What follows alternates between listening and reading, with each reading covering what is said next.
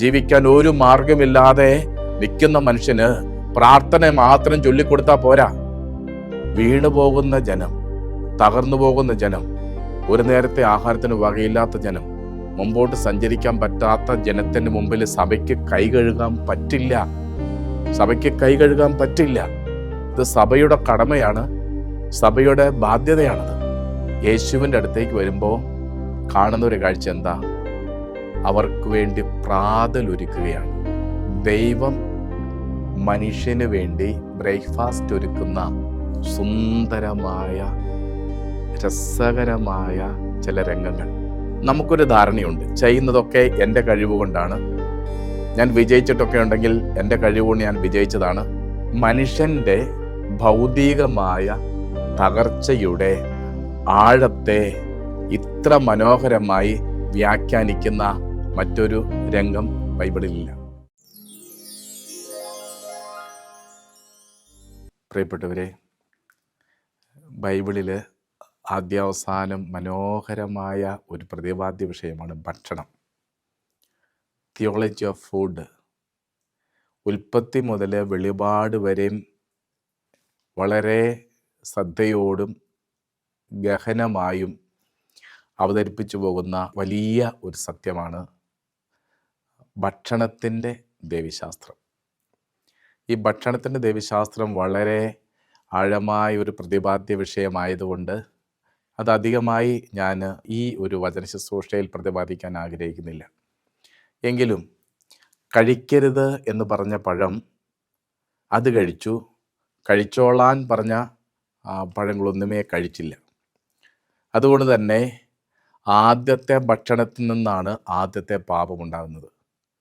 പിന്നെ ഇങ്ങോട്ട് ഭക്ഷണത്തിന് നീണ്ട ഒരു കഥ ഇങ്ങനെ പറഞ്ഞു പോകുന്നുണ്ട്.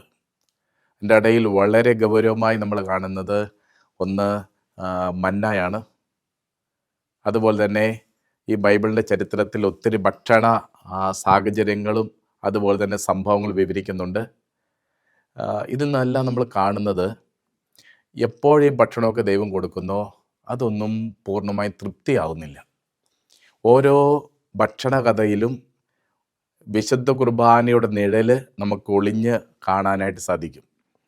അവസാനം കൊടുത്തതൊന്നും ഭക്ഷിച്ചിട്ടും തൃപ്തി വരാതെ വന്നപ്പോൾ ദൈവം പറഞ്ഞു, നീ എന്നെ കഴിച്ചോ, എന്നെ കഴിച്ചോളൂ. അങ്ങനെയാണ് ദിവ്യ കാരുണ്യമാകുന്നത്, അവൻ്റെ ശരീരം നമുക്ക് ഭക്ഷണമായി നൽകുന്നത്. ഞാനിത് പറയുന്നത് ബൈബിളിൽ പ്രത്യേകമായി ക്രിസ്തു എവിടെയെല്ലാം വചനം പറഞ്ഞപ്പോഴും അവിടെയെല്ലാം ഒരു ഭക്ഷണത്തിൻ്റെ ഒരു വശമുണ്ട്. 5 അപ്പം 5000 പേർക്ക് വർദ്ധിപ്പിച്ചു കൊടുത്തപ്പോഴും അതുപോലെ നിരവധിയായ സമയങ്ങളിൽ കർത്താവ് ഭക്ഷണം നൽകിയപ്പോഴും ഒക്കെ ഈ ഭക്ഷണത്തിൻ്റെ വലിയ ഒരു മഹത്വവും വലിയൊരു ദൈവശാസ്ത്രവും അതിൽ പ്രതിപാദിക്കുന്നുണ്ട്. ഞാനിപ്പോൾ പറയാൻ ആഗ്രഹിക്കുന്നത് യോഹന്നാൻ സുവിശേഷം 21-ാം അധ്യായത്തിലെ കർത്താവ് ഭക്ഷണം പങ്കുവെച്ച് നൽകുന്ന ഒരു ഭാഗമാണ്. വളരെ മനോഹരമാണ്. യോഹന്നാൻ സുവിശേഷത്തിൻ്റെ ഏറ്റവും അവസാനത്തെ ഒരു ഭാഗമാണിത്. യോഹന്നാൻ സുവിശേഷത്തിൻ്റെ ഈ 21-ാം അധ്യായം എടുത്താൽ തന്നെ ഉൽപ്പത്തി മുതൽ വെളിപാട് വരെയും വ്യാഖ്യാനിക്കാൻ പറ്റുന്ന എല്ലാ സംഭവങ്ങളുടെ സൂചനകൾ അതിലൂടെ കടന്നു പോകുന്നുണ്ട്. 21-ാം അധ്യായത്തിൽ നമുക്കറിയാം, കർത്താവിനെ ഉദ്ധാനത്തിൽ കണ്ട, പിന്നീട് പല പ്രാവശ്യം അവൻ പ്രത്യക്ഷപ്പെട്ട ക്രിസ്തു, പക്ഷേ ഇവർ പഴയ പണിയിൽ നിന്നും മാറിയിട്ടില്ല. ഇനി നീ മനുഷ്യനെ പിടിക്കുന്നവരാകുമെന്ന് പറഞ്ഞവനെ ഉറപ്പിച്ചിട്ടും ഗുരുവിൻ്റെ ദർശനം നഷ്ടപ്പെട്ടപ്പോൾ അവൻ പഴയ പണിക്കിറങ്ങി. ഞാൻ പോകുക, മീൻ പിടിക്കാൻ പോകുക. ഇരുട്ടത്താണ്.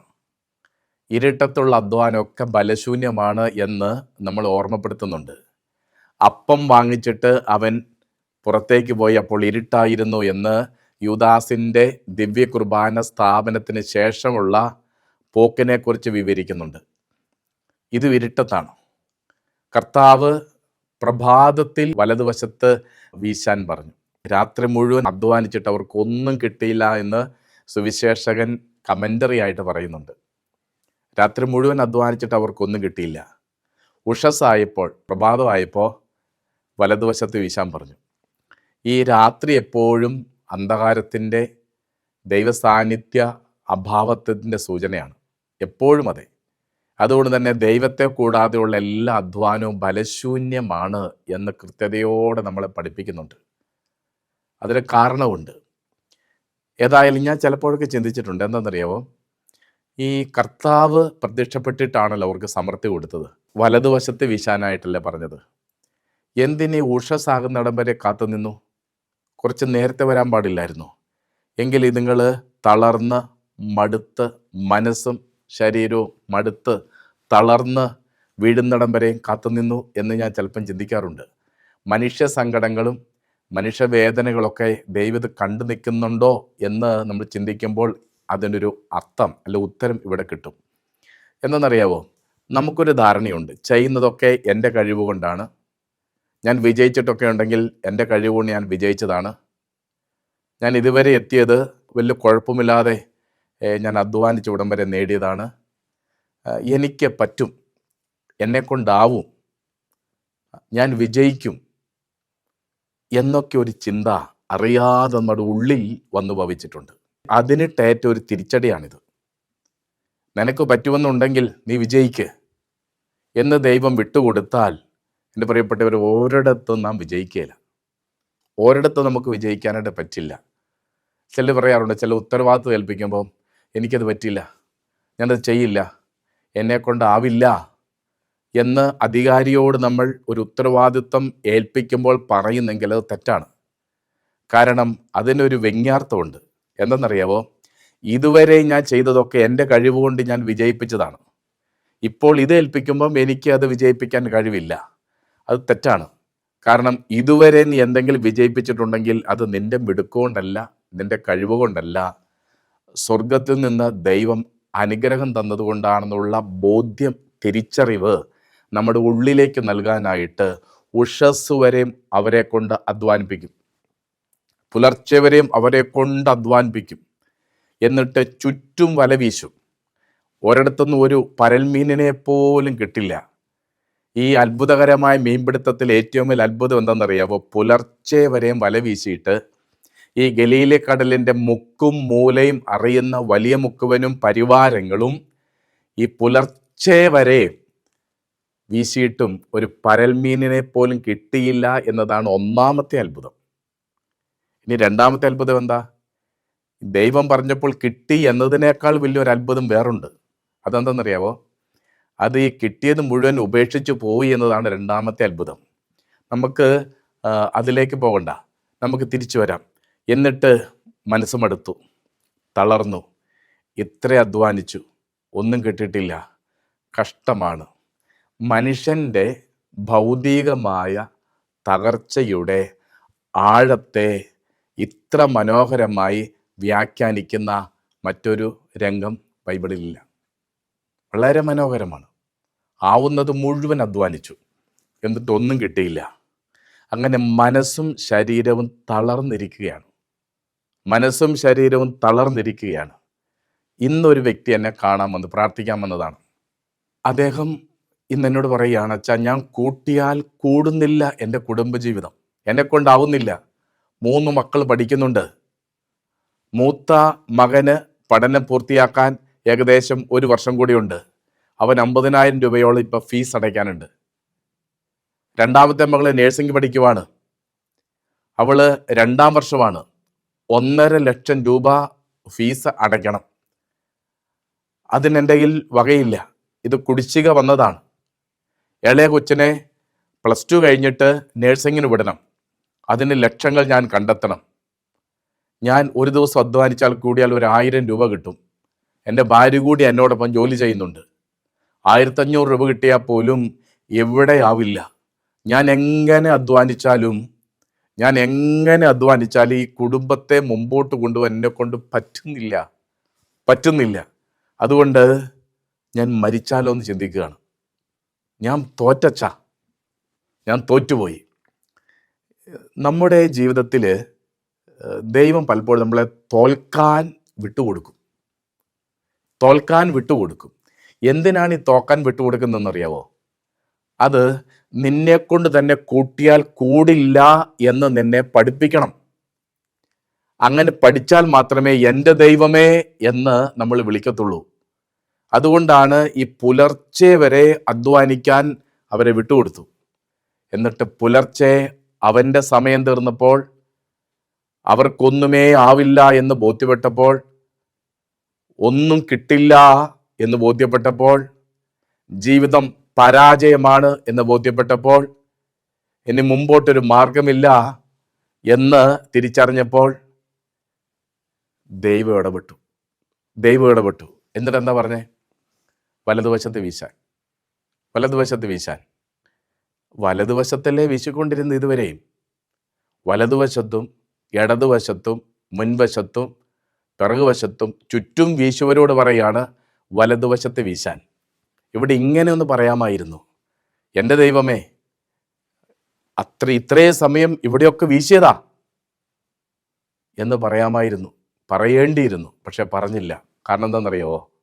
ഒരു കാരണമുണ്ട്. പരിശുദ്ധ മാതാവ് പറയുന്നുണ്ട്, അവൻ പറയുന്നത് പോലെ ചെയ്യുക. കാനായിലെ കല്യാണവേളയിൽ പറഞ്ഞതാ, 2:5 യോഹന്നാൻ സുവിശേഷം. അവൻ പറയുന്നത് പോലെ ചെയ്യുക. അവൻ പറയുന്ന വചനമാണ്.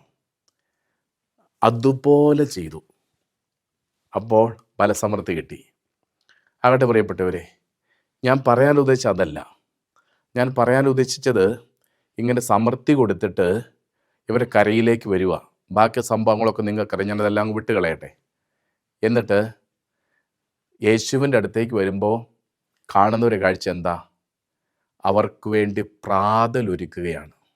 ദൈവം മനുഷ്യന് വേണ്ടി ബ്രേക്ക്ഫാസ്റ്റ് ഒരുക്കുന്ന സുന്ദരമായ രസകരമായ ചില രംഗങ്ങൾ.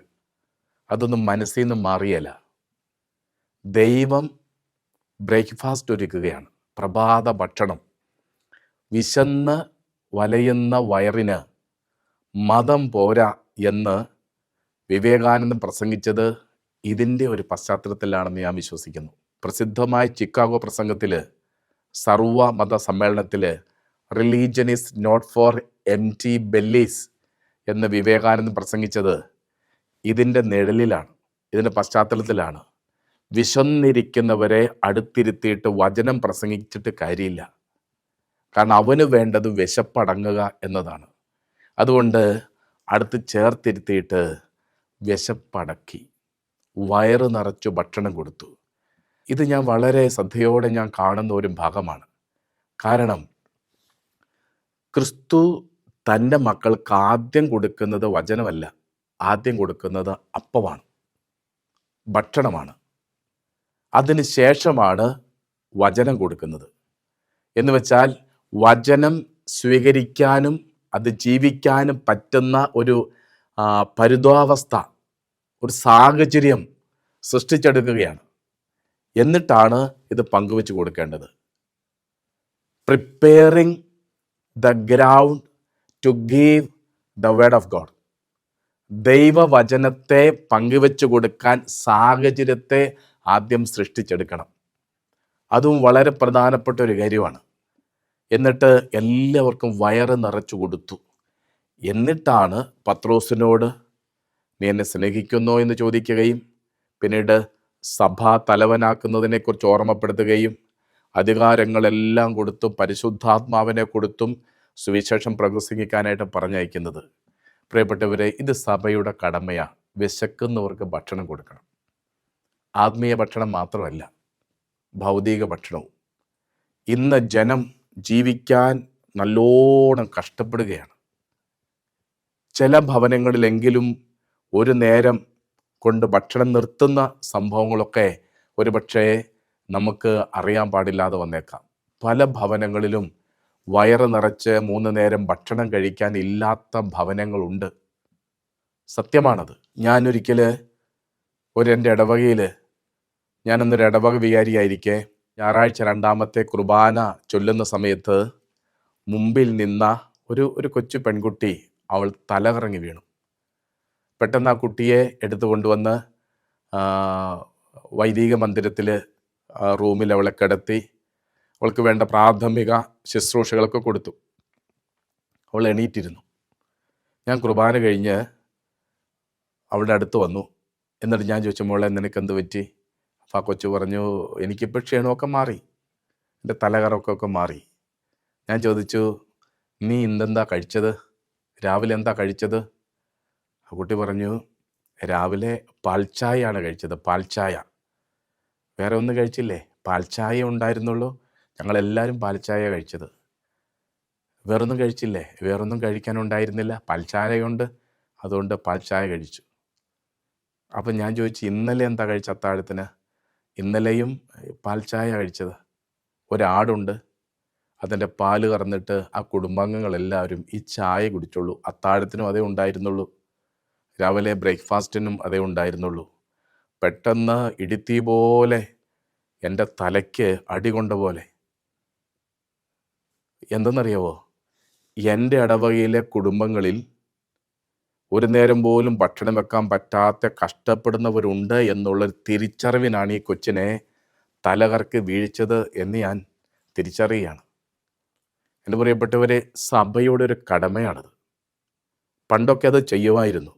കഷ്ടപ്പെടുന്നവരെയും ജീവിക്കാൻ മാർഗമില്ലാത്തവരെയും കൂട്ടിപ്പിടിച്ചിട്ട് എങ്ങനെയെങ്കിലുമൊക്കെ അവർ സഹായിച്ച് രക്ഷിക്കാനായിട്ട് ഇടവക ദേവാലയങ്ങളും കൂടെയുള്ള ജനമൊക്കെ നിൽക്കുമായിരുന്നു. ഇന്ന് കാലം മാറി.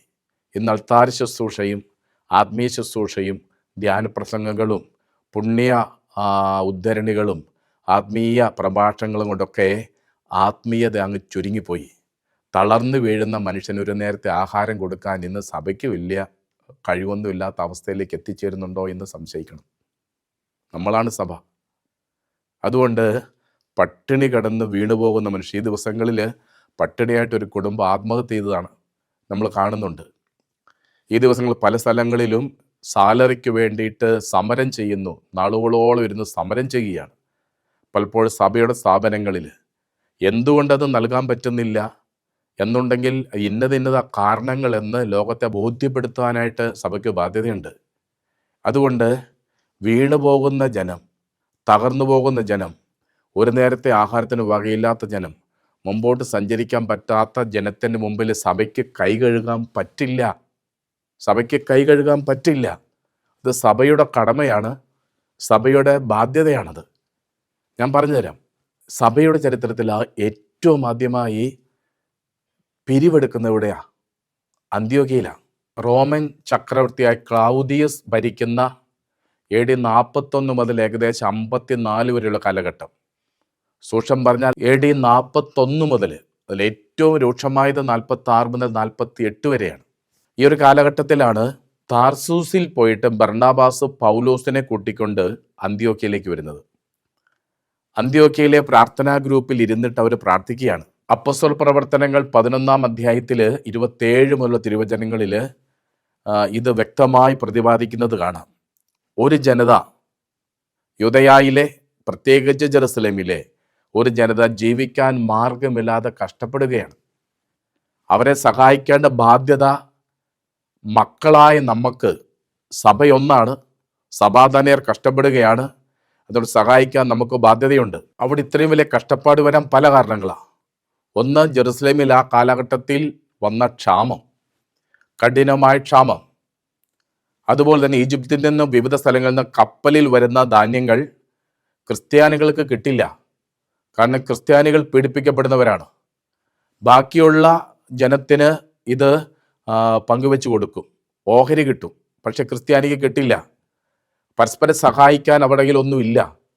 ഉണ്ടായിരുന്ന മുഴുവൻ വിറ്റ് എല്ലാവർക്കുമായി പങ്കുവെച്ച് ഒരേ സമൂഹമായി നിൽക്കുകയാണ്. ഈ സമയത്ത് സഹിക്കേണ്ടി വന്നപ്പോൾ ഒരുമിച്ച് പട്ടിണി കിടക്കുകയാണ്. ഒരുമിച്ച് ഇതറിയുന്ന ഒരു ജനം, അന്ത്യോക്യയിലെ ജനം, അവർ പറഞ്ഞു ഞങ്ങൾ സഹായം എത്തിക്കാം. അങ്ങനെ ഭവനങ്ങൾ തോറും ചെന്നിട്ട് പങ്കുവയ്ക്കപ്പെട്ടു. പണവും അതുപോലെ തന്നെ മറ്റ് സാധന സാമഗ്രികളും. ഇതുമായിട്ട് പൗലോസും ബർണബാസും ഉത്തരവാദിത്തപ്പെട്ടവരും ജെറുസലേമിൽ പോകുന്നുണ്ട്. ജെറുസലേമിൽ കൊണ്ട് ഇത് കൊടുക്കുന്നുണ്ട്. ഞാനിത് പറയാൻ കാരണം, അങ്ങനെ അവരെ ഭൗതികമായി ബലപ്പെടുത്തി സഹായിച്ചതിന് ശേഷം മാത്രമാണ് പൗലോസ്ലീഹയുടെ 1ാമത്തെ പ്രേക്ഷിത യാത്ര. പൗലോസ്ലീഹയുടെ 3 പ്രേക്ഷിത യാത്രയ്ക്ക് മുമ്പ്, അല്ലെ 1ാമത്തെ പ്രേക്ഷിത യാത്രയ്ക്ക് മുമ്പ് ഈ പട്ടിണി കിടന്ന് തളർന്ന് തകർന്നു പോയ ജനത്തെ എങ്ങനെ സഹായിക്കാമെന്ന് കണ്ടെത്തി ചെയ്തിട്ടാ പോകുക. ഇന്ന് സഭ കൈമലർത്തിയിട്ട് കാര്യമില്ല. പാവപ്പെട്ടവരെ സഹായിക്കാൻ മാർഗമില്ല എന്ന് പറഞ്ഞിട്ട് കാര്യമില്ല. അത് ചെയ്തേ മതിയാവൂ. അത് ചെയ്യാനായിട്ട് മാർഗങ്ങൾ കണ്ടെത്തണം. തകർന്നു പോകുന്ന മനുഷ്യൻ, തളർന്നു പോകുന്ന മനുഷ്യൻ, ജീവിക്കാൻ ഒരു മാർഗമില്ലാതെ നിൽക്കുന്ന മനുഷ്യന് പ്രാർത്ഥന മാത്രം ചൊല്ലിക്കൊടുത്താൽ പോരാ. പ്രാർത്ഥന മാത്രം ചൊല്ലിക്കൊടുത്താൽ പോരാ. ആത്മീയ പ്രഭാഷണം നടത്തിയിട്ട് കാര്യമില്ല. അവിടെ വിശക്കുന്നവർക്ക് ഭക്ഷണം കൊടുക്കാൻ സഭയ്ക്ക് ബാധ്യതയുണ്ട്. അത് കൊടുത്തേ മതിയാകൂ. അതുകൊണ്ടാണ് യേശു ആദ്യമേ അവർക്ക് വചനമല്ല കൊടുത്തത്, അവർക്ക് ഭക്ഷണം പങ്കുവെച്ച് കൊടുത്തു. ഒരു വിശപ്പടങ്ങിയതിന് ശേഷമാണ് ഈ സത്യങ്ങളെ, സുവിശേഷ വചനത്തെ പങ്കുവെച്ച് കൊടുത്തത്. അതുകൊണ്ട് പ്രിയപ്പെട്ടവരെ, സഭ ഇന്ന് ചെയ്യേണ്ടത് ചെയ്തേ മതിയാവൂ, പറയേണ്ടത് പറഞ്ഞേ മതിയാവൂ. സഭാ തനയരെയും കൂടെയുള്ളവരെയും ഒപ്പമുള്ളവരെയും നാനാജാതി ജനത്തിനും സഹായം കൊടുത്തൊരു കാലഘട്ടമുണ്ടായിരുന്നു സഭ.